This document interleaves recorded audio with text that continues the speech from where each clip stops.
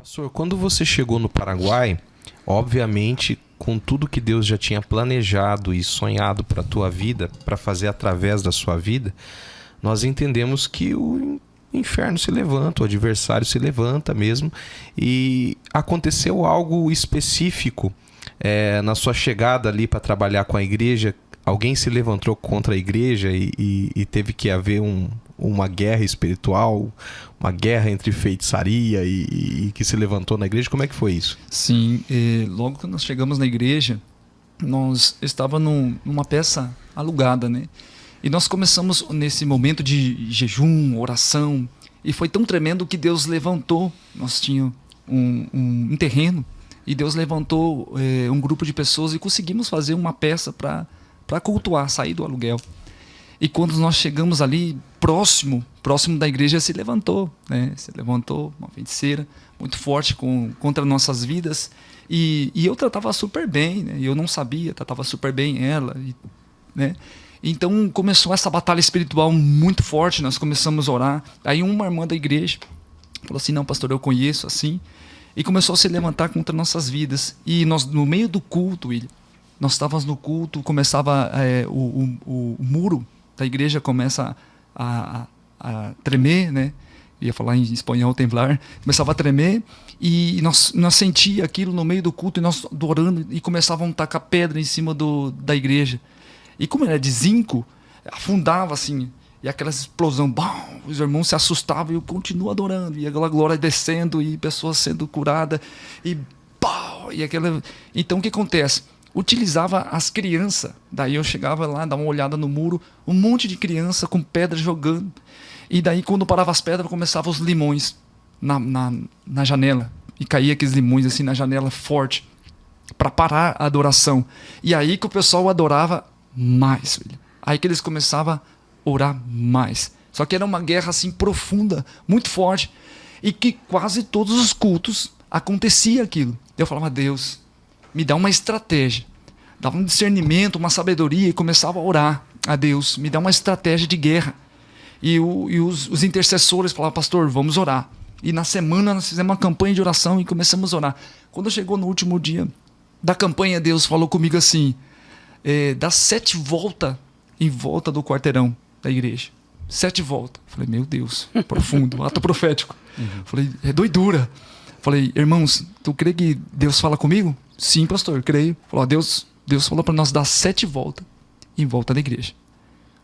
Bora? Daí todo mundo: vamos.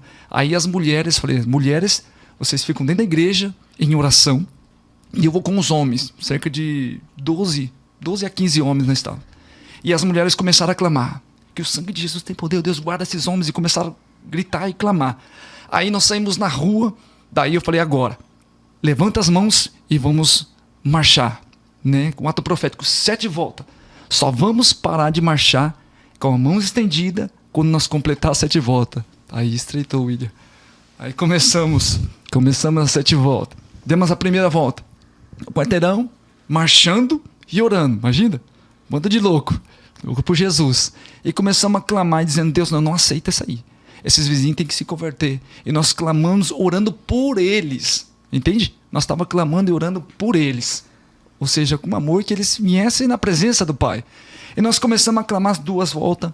Na terceira volta nós começamos a ver vizinhos sair na cerca, no portão, e olhando aquilo, e carros encostando. E na quinta volta, aí começou a vir vizinhos de todas as partes, encheu o quarteirão de gente. Na 6ª volta, William, pessoas pegaram facão, outros pegaram madeiras, pau, né? E homens grandes. E foram pra rua. Pra cima de nós. Assim, pra cima de nós. E os homens: e agora, pastor? Continua. E eu na frente. Falei: Jesus. 100 quilos na frente. Irmãos, eu peso 65 quilos, né? E os meus obreiros, a gente tinha obreiros de 90, 100 quilos atrás de mim. Falei: pastor, e agora? Falei: continua. E na 6ª volta, aqueles homens na frente da casa nos olhando assim. E foi tão tremendo que na 6ª volta, quando nós começamos a dar a 6ª volta, eles queriam, via homens também com armas na mão, eles queriam chegar perto de nós, mas não conseguia. Desceu uma glória tão grande. Eles queriam atacar. Isso. desceu uma glória tão grande que eles tentavam fazer a força, William, força para tentar nos atacar, mas não conseguia. Eles falavam alto para nos, ou seja, sai fora daqui, algo assim, entendeu? Em Guarani, né? Para tentar nos impedir.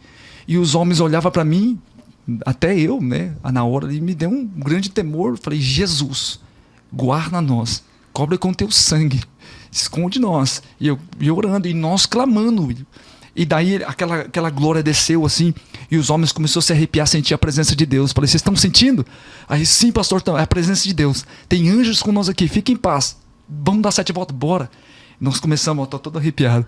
Começamos na 7ª volta. Desceu uma glória tão grande. Aquele povo, alguns tremia com os paus na mão, mas não conseguia chegar até nós. Sabe o que é? Profundo.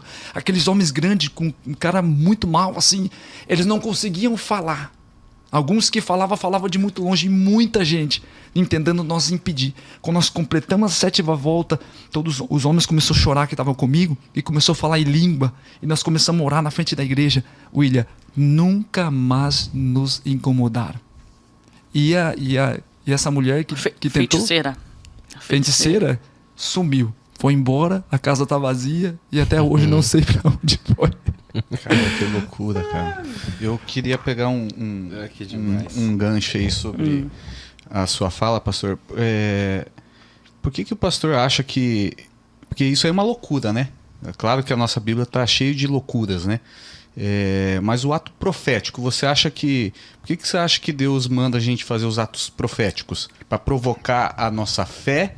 Porque, igual o pastor falou, poxa, na 5ª volta começou uma loucura ali. Muralhas de Jericó. Né? Na hora eu já me reportei lá também. Então, de repente, se parasse ali, não ia acontecer o milagre. Por que o pastor acha que existe o ato profético nesses casos? Ou seja, nesse Porque momento... assim, desculpa, através de uma oração já poderia resolver. Mas não, teve o ato de fazer as 7 voltas. Então é tão tremendo porque nós estamos numa campanha de 7 dias na igreja. E no último dia da campanha, Deus chegou, o Espírito Santo me visitou e falando, faça 7 voltas. Ou seja, esse ato profético, né, nas muralhas de Jericó, veio na hora essa palavra, eu ministrei sobre ele essa palavra e dentro dessa palavra nós vamos marchar. Entende? Só que no meio do caminho, o diabo tentou se manifestar para parar aquele ato profético. Ou seja, se eu tivesse parado no meio do caminho, se os obreiros tivessem me abandonado, ou seja, não ia acontecer. Só que isso aqui é muito importante, né? O obreiro, ele sempre ser fiel em oração com o seu pastor, estar orando, né? Debaixo de uma obediência, né, pastor? Debaixo de uma obediência, orando.